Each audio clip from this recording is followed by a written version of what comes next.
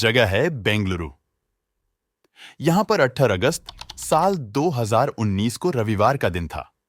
सुबह के करीब 10:30 पर अचानक एक घर से धुआं उठने लगा और धुआं इतना ज्यादा था कि लोग कुछ कर पाते उससे पहले ही आग की लपटें ढकने लगीं। आप अभी जो स्क्रीन पर तस्वीर देख रहे हैं, यह वही घर है जो राजाजी नगर के क्षेत्र में पड़ता है। इसमें आप साफ तौर पर देखिए, हमने हाईलाइट भी कर रखा है। यह उस घर का बाथरूम है जो थोड़ा जला हुआ है। अब इसी बाथरूम में आग की लपटें बहुत भयावह तरीके से बढ़ रही थीं और आसपास में जो और लोग रहते हैं वे देख रहे थे कि इस घर में बहुत तेज आग लगी हुई है। लेकिन तभी कुछ नेबर्स जो हैं वे एक लड़की के चिल्लाने की आवाजें सुनते हैं। यानी करीब करीब 15 साल की एक लड़की बहुत ही तेज रो रही है, चिल्ला रही है और बोल रही है, मेरे पापा को बचा लो, मेरे पापा को बचा लो। अब यह देखते ही जो पड़ोसी हैं वे अंदर जाते हैं, दरवाजे से घुसते हैं और देखते हैं कि 15 साल की लड़की यानी जो उस घर की बेटी थी वो रो रही है। बाथरूम के पास खड़ी हुई है, कभी अंदर जाती है कभी बाहर आती है, घबराई हुई है और उसके हाथ जो हैं वे जल गए हैं।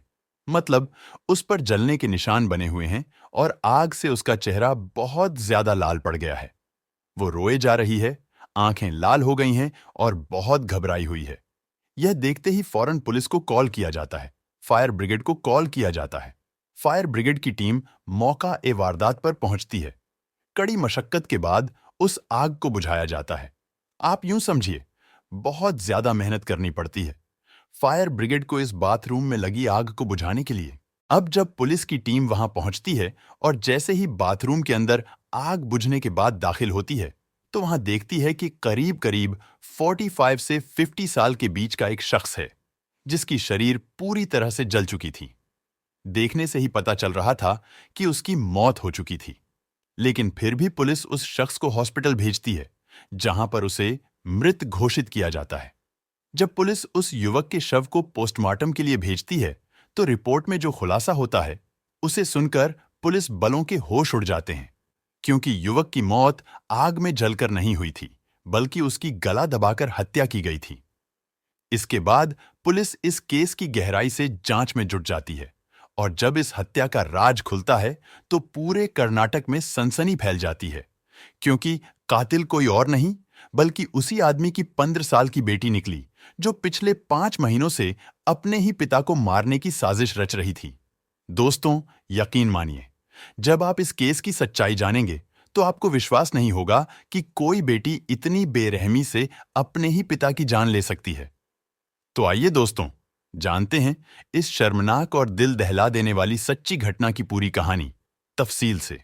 रिश्ते को तार तार कर देने वाली आज की सच्ची घटना की शुरुआत होती है कर्नाटक राज्य के बेंगलुरु से। वहीं के राजाजी नगर क्षेत्र में स्थित दिलीप अपैरल्स के मालिक जयकुमार जैन अपने पूरे परिवार के साथ रहा करते थे। जयकुमार जैन पेशे से एक टेक्सटाइल बिजनेसमैन थे। उनके छोटे परिवार और खुशियों से भरे जीवन में उनकी पत्नी पूजा के अलावा एक 15 साल की बेटी रिया और रिया से छोटा एक बेटा भी था। जयकुमार जैन का टेक्सटाइल वाला बिजनेस काफी अच्छा चल रहा था। यही कारण था कि जयकुमार जैन के पास पैसों की कोई कमी नहीं थी। परिवार के सभी लोगों की ख्वाहिशें जयकुमार जैन पूरी तरह से पूरी कर देते थे। आसपास के लोग जयकुमार जैन को देखकर वैसी ही जिंदगी जीने की तमन्ना रखते थे। मगर आज के समय में देखा जाए तो जिस घर में अच्छे रिश्ते होते हैं वहां पैसा नहीं होता और जिस घर में पैसे की कोई दिक्कत नहीं होती उस घर में रिश्तों के बीच बहुत ज्यादा कड़वाहट भर जाती है। लेकिन जयकुमार जैन के पास अच्छे रिश्तों के साथ साथ पैसा भी था, इसलिए वह खुद को काफी भाग्यशाली महसूस करते थे। कहा जाता है कि छोटा परिवार सुखी परिवार, और शायद जैन परिवार के लिए यह कहावत बिल्कुल फिट बैठती थी, क्योंकि जयकुमार जैन और उनकी पत्नी पूजा एक दूसरे पर और दोनों अपने बच्चों पर खूब प्यार लुटाया करते थे। दरअसल जयकुमार जैन अपनी बेटी और बेटे दोनों से बेहद दिल से प्यार करते थे और चाहते थे कि वे भी जिंदगी में खूब नाम कमाएं। शायद पिता की सोच अपनी बेटी के लिए सही भी थी, लेकिन जयकुमार जैन को क्या पता था कि उनकी मौत उनकी लाडली बेटी रिया के हाथों ही लिखी है। क्योंकि कुछ दिनों बाद ही इस परिवार में एक ऐसी घटना घटती है जो शायद एक बाप और बेटी के रिश्ते को कलंकित करने वाली घटना थी। एक दिन जय कुमार जैन को अपनी पत्नी और बेटे के साथ कुड्डुचेरी में रहने वाले एक रिश्तेदार के यहां जाना था। 17 अगस्त 2019 को शाम तक पुडुचेरी जाने की तैयारी भी पूरी हो चुकी थी। शाम करीब 7:30 बजे जय कुमार जैन अपनी पत्नी रिया और बेटे को कार से रेलवे स्टेशन छोड़ने गए। उन्होंने अपनी बेटी से भी पूछा, लेकिन बेटी ने रेलवे स्टेशन जाने से मना कर दिया। बेटी के मना करने पर जय कुमार जैन पत्नी और बेटे के साथ स्टेशन की ओर निकल गए।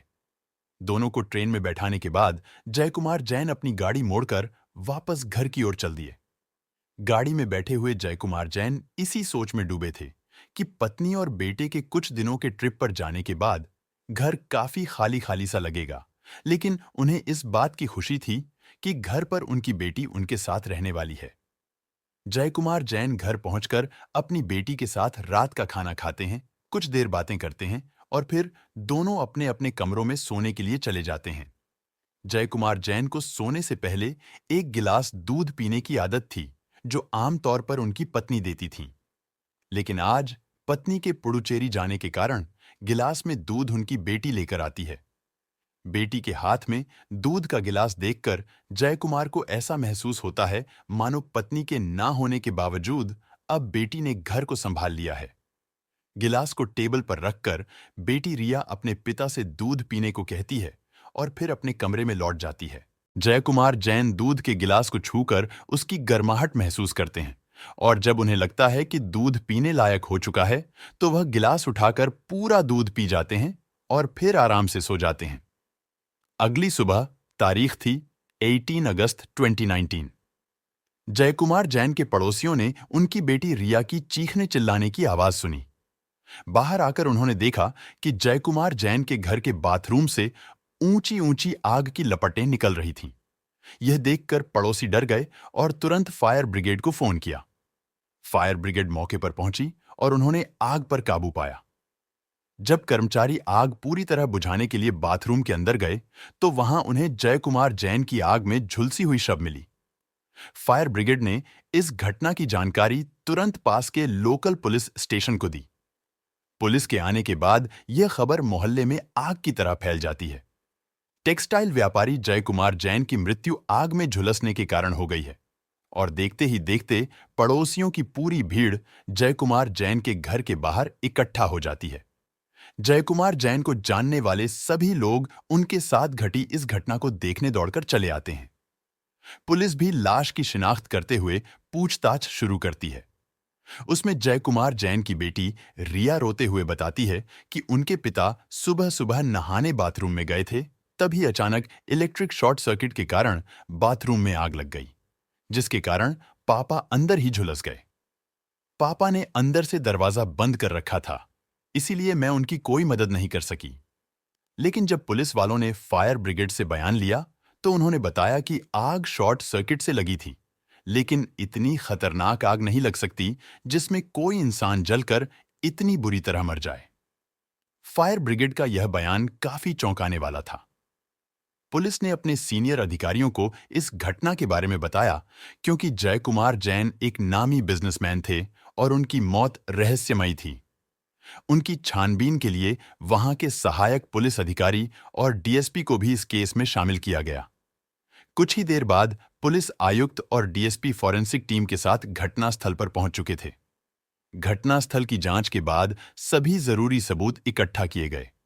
शुरुआत में पुलिस को भी यही लगता था कि जय कुमार जैन की मौत शॉर्ट सर्किट से लगी आग के कारण ही हुई है। लेकिन जब पुलिस की टेबल पर पोस्टमार्टम रिपोर्ट आती है, तो उसमें जय कुमार जैन की मौत को लेकर एक चौंकाने वाला खुलासा होता है। उनकी मौत जलने की वजह से नहीं, बल्कि गला दबाने से हुई थी। पुलिस के लिए यह रिपोर्ट काफी चौंकाने वाली थी, क्योंकि ब्लड की कमी और ब्रेन में ब्लड न पहुंचना सिर्फ एक ही बात की ओर इशारा कर रहा था कि जय कुमार जैन को किसी धारदार हथियार से मारा गया था, जिसमें ब्लड लॉस होने के कारण उनकी मौत हो गई थी। लेकिन फिर उसकी बेटी ने ऐसा क्यों कहा कि उसके पापा की मौत शॉर्ट सर्किट में आग लगने से झुलसने के कारण हुई थी? अब पुलिस को भी लगने लगा था कि जय कुमार जैन की मौत कोई दुर्घटना नहीं, बल्कि हत्या है। किसी ने काफी चालाकी के साथ इस हत्या को अंजाम दिया है, क्योंकि जय कुमार जैन की बेटी रिया का बयान पोस्टमार्टम रिपोर्ट से बिल्कुल भी मेल नहीं खा रहा था।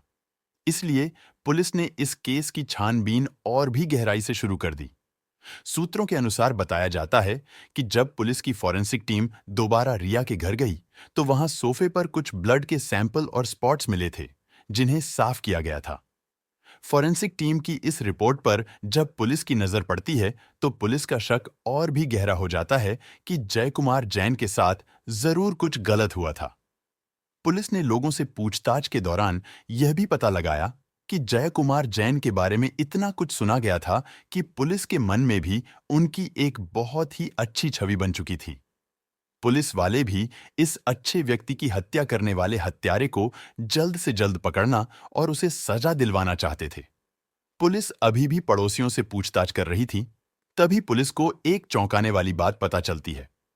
कुछ लोग पुलिस को बताते हैं कि जयकुमार जैन की बेटी का गुपचुप तरीके से पड़ोस में ही रहने वाले प्रवीण नाम के लड़के के साथ चक्कर चल रहा था। पुलिस को जब रिया और प्रवीण के प्रेम संबंधों के बारे में पता चलता है, तो यह बात उन्हें एक भावुक सी कहानी लगती है। लेकिन पुलिस जयकुमार जैन से जुड़े हर एक पहलू को बारीकी से टटोलना चाहती थी। इसलिए उसने पड़ोस में रहने वाले प्रवीण से भी पूछताछ शुरू की। पूछताछ में रिया के साथ साथ प्रवीण भी इस बात की पुष्टि करता है कि जब रिया के पिता के साथ यह दुर्घटना हुई थी, तब वह रिया के साथ घर में ही था। पुलिस को अब तक यह एक मामूली प्रेम प्रसंग ही लग रहा था, लेकिन इसके तार जयकुमार जैन की मौत से जुड़े हो सकते थे। पुलिस इतना तो समझ ही चुकी थी कि जयकुमार जैन की हत्या में कहीं न कहीं रिया और प्रवीण शामिल हैं। इसलिए पुलिस ने तुरंत ही रिया और प्रवीण को हिरासत में ले लिया और उनकी फोन डिटेल्स और लोकेशन की जांच में लग गई।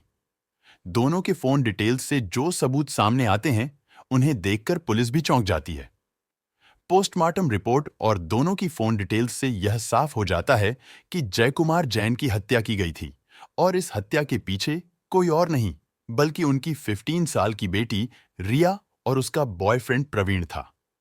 पुलिस मौजूदा सबूतों के आधार पर रिया और प्रवीण को गिरफ्तार कर लेती है, लेकिन दोनों अब भी इस बात पर अड़े रहते हैं कि उन्होंने हत्या नहीं की है और उनका इससे कोई लेना देना नहीं है। हालांकि पुलिस यह जान चुकी थी कि हत्या इन्हीं दोनों ने मिलकर की है। बस अब जरूरत थी उनसे सच उगलवाने की। इसलिए पुलिस ने अपनी पूछताछ का तरीका बदलते हुए दोनों को अलग अलग कमरों में ले जाकर पूछताछ शुरू की। चूंकि रिया नाबालिग थी, इसलिए उससे ज्यादा सख्ती से पूछताछ नहीं की जा सकती थी, लेकिन प्रवीण 19 साल का था, इसलिए पुलिस उससे सख्ती से पूछताछ शुरू करती है। पुलिस के डंडे को देखकर प्रवीण डर जाता है और वह सच कबूल कर लेता है। साथ ही प्रवीण इस हत्याकांड में रिया का नाम भी पुलिस को बता देता है। रिया को जब पता चलता है कि प्रवीण ने अपना जुर्म कबूल कर लिया है, तो वह भी टूट जाती है और पुलिस के सामने अपना जुर्म कबूल कर लेती है। हैरान करने वाली बात यह थी कि पुलिस ने इस केस को पूरी मेहनत और समय देकर महज 24 घंटों में ही सुलझा लिया था। पुलिस की पूरी छानबीन में रिया और प्रवीण को इस हत्या का दोषी बताया गया। लेकिन सवाल तो अभी भी आपके मन में होगा ही कि आखिर इन दोनों ने ऐसा क्यों किया, इस घटना को अंजाम क्यों दिया और कैसे दिया। तो चलिए जानते हैं एक भले इंसान जयकुमार जैन को जान से मारने के पीछे की पूरी कहानी की सच्चाई क्या थी। जयकुमार जैन की बेटी रिया बेंगलुरु शहर के ही एक इंटरनेशनल स्कूल में पढ़ा करती थी। रिया को प्यार करने वाला प्रवीण भी उसी स्कूल में पढ़ता था। प्रवीण के पिता एक प्राइवेट कंपनी में नौकरी किया करते थे, लेकिन कुछ समय पहले कंपनी ने उन्हें कुछ पैसे देकर निकाल दिया था। प्रवीण के पिता की नौकरी तो चली गई थी, लेकिन कंपनी ने उन्हें अच्छे खासे पैसे दिए थे। उन्होंने उन पैसों को अपने बेटे प्रवीण के नाम से बैंक में जमा कर दिया था और उन पैसों से मिलने वाले ब्याज से अपने घर का खर्च चलाया करते थे। जब प्रवीण को यह पता चलता है कि रिया उसी के घर के आसपास से स्कूल आती है, तो उन दोनों की दोस्ती और भी गहरी हो जाती है। ये दोस्ती धीरे धीरे प्यार में बदल गई। लेकिन बात कुछ अजीब थी, क्योंकि प्रवीण रिया से 3 साल बड़ा था। रिया अभी 10वीं क्लास की स्टूडेंट थी, वहीं प्रवीण 10वीं पास करके शहर के एक प्राइवेट कॉलेज में B.Com कर रहा था। इधर रिया का स्कूल प्रवीण के कॉलेज से थोड़ा दूर था, इसलिए दोनों का मिलना जुलना कम ही हो पाता था। लेकिन फिर भी प्रवीण समय निकालकर रिया से मिलने चला जाया करता था, और जिस दिन मिलने का प्लान नहीं बन पाता था तो वे दोनों फोन पर ही बात कर लिया करते थे। अक्सर घर पर रिया प्रवीण से फोन कॉल पर बात किया करती थी। पिता जयकुमार जैन अपनी बेटी के लंबे लंबे फोन कॉल से बहुत ज्यादा चिंतित रहा करते थे, लेकिन फिर भी जयकुमार जैन अपनी बेटी पर दबाव नहीं डालते थे। शायद उन्हें अपनी परवरिश पर भरोसा था, लेकिन लगातार फोन पर बात करने के कारण जयकुमार जैन को शक हुआ, और जब उन्होंने रिया के फोन कॉल वाले लड़के के बारे में पता किया तो उन्हें पता चला कि वह लड़का उन्हीं के पड़ोस में रहने वाला प्रवीण कुमार है। इसके बाद जयकुमार जैन ने रिया को काफी हिदायतें दी और बहुत अच्छे से समझाया, उस लड़के से दूर रहने को भी कहा। लेकिन पिता के मन में अपनी बेटी के लिए प्यार उसे सख्त बनने से रोक रहा था। इसीलिए उन्होंने रिया को आराम से समझाने की पूरी कोशिश की, लेकिन शायद रिया को अब अपनी जिंदगी में पिता की एडवाइस की कोई जरूरत ही नहीं थी। पिता की लाख समझाइश के बावजूद वह अपने बॉयफ्रेंड प्रवीण से छुप छुप कर मिला करती थी, फोन पर बातें किया करती थी। रिया भले ही सिर्फ 15 साल की थी, लेकिन उसका शरीर एक मैच्योर लड़की की तरह था, इसीलिए वह सुंदर भी दिखती थी। अक्सर उसकी सहेलियां भी उसकी तारीफ किया करती थीं। रिया को अपने परिवार का दबाव बिल्कुल भी पसंद नहीं था। स्कूल में अपने दोस्तों के साथ वह हमेशा पढ़ाई लिखाई से ज्यादा फैशन, मॉडलिंग और हॉट लुक वाले कपड़ों के बारे में बात किया करती थी। अब तक पिता को अपनी लाडली बेटी पर काफी गर्व हुआ करता था, लेकिन एक दिन रिया ने कुछ ऐसा कर दिया जिसके बाद उन्हें अपनी परवरिश पर शक होने लगा। दरअसल रिया घर से झूठ बोलकर अपने बॉयफ्रेंड प्रवीण के साथ 5 दिनों के लिए मुंबई ट्रिप पर चली गई थी, और वहां जाकर उसने खूब मस्ती की। उसने हॉट कपड़ों में मॉडलिंग की, एक कंपटीशन में भाग लिया। यह बात केवल रिया की मां पूजा को ही पता थी। अपने पिता को मारने के बाद वहां की चादर, दीवारें और कमरे का फर्श पूरी तरह से खून में सन चुका था। दोनों ने जयकुमार जैन की लाश को कमरे से घसीटते हुए बाथरूम तक ले जाया और सबूत मिटाने के लिए फर्श और दीवार पर पड़े खून के छींटों को साफ कर दिया। चादर को वॉशिंग मशीन में धोकर सुखाने के लिए छत पर डाल दिया। कमरे की सफाई करने के बाद भी उनके सामने एक डेड बॉडी पड़ी थी, जिसे ठिकाने लगाना आसान नहीं था। इसलिए 18 अगस्त की सुबह रिया घर से निकली और पेट्रोल से भरी 3 बोतलें लेकर घर वापस पहुंची। फिर बाथरूम में पड़े अपने मरे हुए पिता पर पेट्रोल छिड़ककर आग लगा दी। इस घटना की कहानी को सुनकर शायद विश्वास करना थोड़ा मुश्किल हो कि कैसे एक बेटी अपने ही पिता को इतनी खतरनाक मौत दे सकती है, लेकिन बेटी ने जो किया था वह शायद लोगों के मन में बाप बेटी के रिश्ते को कलंकित करने वाला था। खैर, जयकुमार जैन के शरीर पर पेट्रोल छिड़कने के बाद जब माचिस की जलती हुई तीली उनके शरीर पर जाकर टकराती है तो आग की ऐसी लपटें उठने लगती हैं जिन्हें देखकर जयकुमार जैन के पड़ोसी ने तुरंत ही फायर ब्रिगेड को फोन करके आग लगने की खबर दी। इधर रिया और प्रवीण नाटक करना शुरू कर देते हैं, जोर जोर से चिल्लाकर पड़ोसियों से मदद मांगना शुरू कर देते हैं। इस हत्याकांड को अंजाम देने के बाद लोगों और पुलिस को एक झूठी कहानी बयान के रूप में सुनाई जाती है, जिसमें रिया ने बताया कि शॉर्ट सर्किट होने के कारण बाथरूम में आग लग गई, जिससे पापा झुलसकर बाथरूम में ही मर गए। इस तरह दोनों ने हत्याकांड को दुर्घटना का रूप दिया और कुछ समय के लिए पुलिस वालों को भी ऐसा ही लगने लगा कि यह कोई हत्या नहीं बल्कि दुर्घटना है। लेकिन बेटी के घर में न होने के कारण जब जयकुमार जैन ने पूछना शुरू किया तो पूजा को मजबूरन बताना पड़ा कि रिया मुंबई गई है। जब रिया मुंबई से घर वापस लौटी तब जयकुमार जैन को बहुत गुस्सा आया और उन्होंने अपनी बेटी की पिटाई भी की, साथ ही उसका मोबाइल भी छीन लिया। दरअसल पिता को यही पता था कि रिया अपनी सहेलियों के साथ मुंबई गई है, लेकिन जब जयकुमार जैन ने उसकी सहेलियों को फोन किया तब उसकी एक सहेली ने बताया कि रिया उसके साथ नहीं बल्कि अपने बॉयफ्रेंड प्रवीण के साथ मुंबई गई थी। यह सुनकर वह गुस्से से लाल हो गए और उन्होंने रिया की फिर से पिटाई कर दी।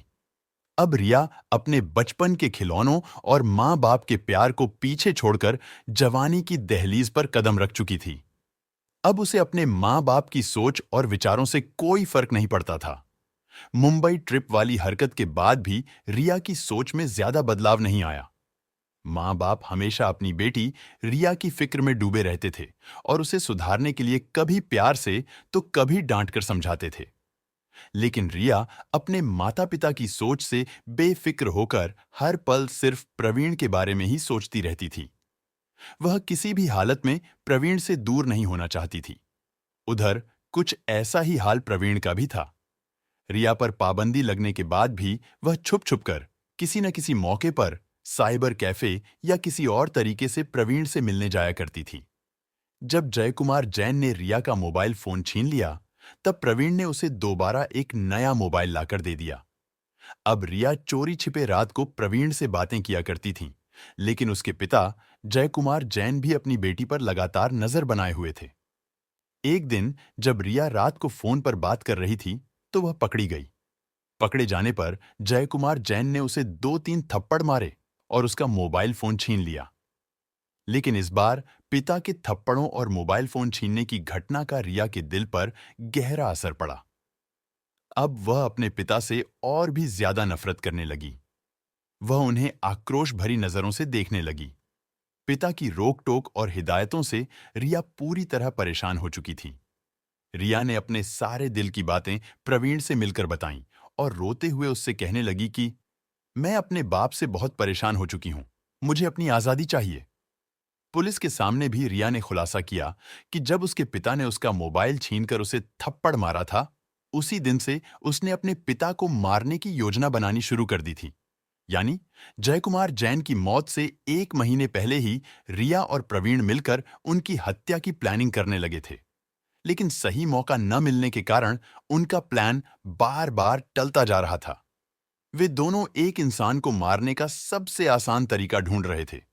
इसके लिए वे इंटरनेट पर लगातार ऐसी वीडियो देखा करते थे जिनमें हत्या को दुर्घटना में बदलने के तरीके बताए गए थे।